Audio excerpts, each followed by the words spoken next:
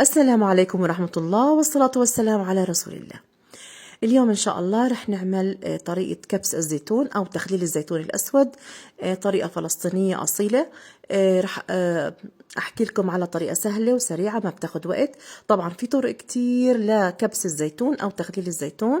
اليوم رح نحكي عن أسهل طريقة ما بتاخد وقت، لأنه في طرق بتاخد يعني تقريبا شهر أو 40 يوم، اللي هي طريقة التمليح وتركه يتجفف لحتى يطلع كل المادة المرة اللي فيه.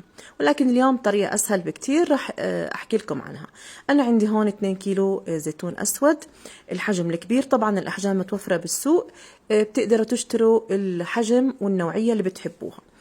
طبعا بنقيها من أي حبات خربانة، وبعدين بنغسلها بالمي البارد من الحنفية عادي. وبعد هيك بنصفيها منيح، وبنجيب سكين أو شوكة يعني المتوفر عندك. أكتر طريقة بترتاحي عليها استعمليها. يفضل لبس كفوف، لأنه المادة الصبغة السوداء اللي بتكون بالزيتون ممكن تطبع على الإيدين. بعد ما غسلنا الزيتون بنجيب إما سكين أو شوكة أو الأعواد الخشبية اللي كلكم بتعرفوها، وبنغزغزها إما حزوز بالطول أو ثقوب أو بالشوكة مثل ما خبرتكم. بعد هيك بنرش على الزيتون. أنا عندي هون 2 كيلو من الزيتون الأسود، برش عليهم 4 معالق من الملح الخشن. الملح الخشن اللي استعملته أنا بجيبه من عند العطار، بيكون ملح خشن بالشكل هذا، بلوراته كبيرة بيشبه البرغل الخشن. هذا أفضل ملح لاستعمال بالمخللات، لأنه ما بيخلي المخللات تهتري.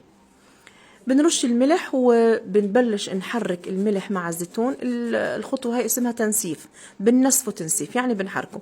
ولو تلاحظوا على طول بمجرد ما الملح يعني حطيناه على الزيتون بلشت المي تنزل منه.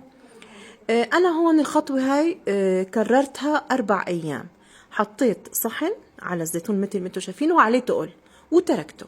هلا الملح راح يسحب لي المادة المرة اللي بقلب الزيتون وراح ينزل مي. تاني يوم باخد المي هاي وبتخلص منها، بكبها مثل ما انتم شايفين.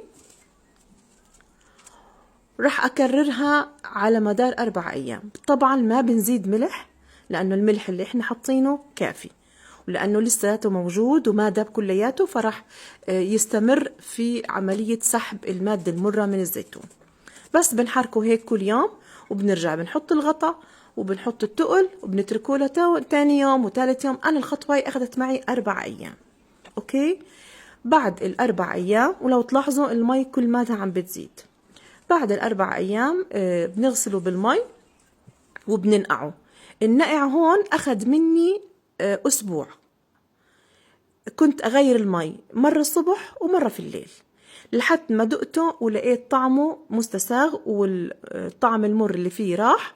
عملت محلول ملحي مثل ما انتم شايفين، لتر مي مغلي ومبرد، عليه 2 معلقة كبار من الملح الخشن أو 4، هذا بيرجع لحسب انتو قديه بتحبوا الملح. هو المتعارف عليه ان كل لتر مي بياخد 4 معالق طعام ملح خشن ممسوحة ومعلقتين من الخل.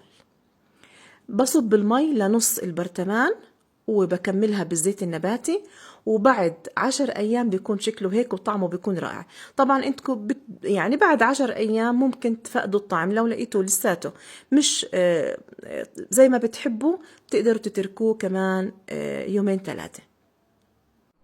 ملاحظة مهمة، الأغطية تاعت البرطمانات اللي حطينا الزيتون وكبسناه فيه مفروض إنه نتركها مفتوحة نص فتحة لتاني يوم، لحتى نعطي مجال لفقاعات الهواء تطلع وتخرج. وبعدين تاني يوم بنحكم الإغلاق وبنترك الزيتون لمدة 10 أيام أو 15 يوم حسب ما نحن بنفقده. كمان في ملاحظة إنه الزيتون الأسود ما بنحط له ليمون أو فلفل حار، لأنه الليمون بيسحب اللون، فلفل حار بيغير من طعمه. هذا ذوق شخصي، ولكن الطريقة الصحيحة الأصلية ما بنحط له الليمون والفلفل. ولو تلاحظوا ما في سوبر ماركت، ما في مكان بيبيع زيتون أسود بتلاقوه بيبيع بالفلفل وبالليمون. هذا ذوق شخصي. هاي من أسهل الطرق لكبس الزيتون. بتمنى تعجبكم، جربوها وخبروني. سلام.